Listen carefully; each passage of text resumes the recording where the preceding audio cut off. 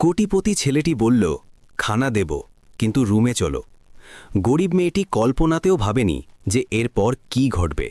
দোস্তরা, এটা একটা সত্যি গল্প। উত্তরাখণ্ডের ঋষিকেশের গঙ্গার পবিত্র ঘাট থেকে শুরু হয়েছে। সন্ধ্যা ধীরে ধীরে নামছিল, গঙ্গা মায়ের আরতির প্রস্তুতি চলছিল। আলোর মালা, ঘণ্টাধ্বনি, ভক্তদের মন্ত্রোচ্চারণ, সবকিছু এতটা দিব্য, এতটা পবিত্র, যেন মনে হচ্ছিল দুঃখের ছায়াও এখানে টিকতে পারবে না।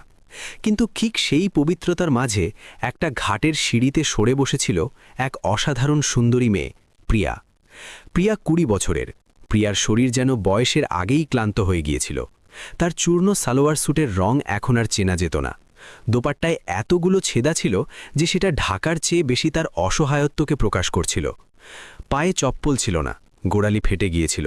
চোখের নিচে গভীর কালো চিহ্ন ছিল, যেন অনেক রাত ধরে ঘুম তার পথ ভুলে গিয়েছে।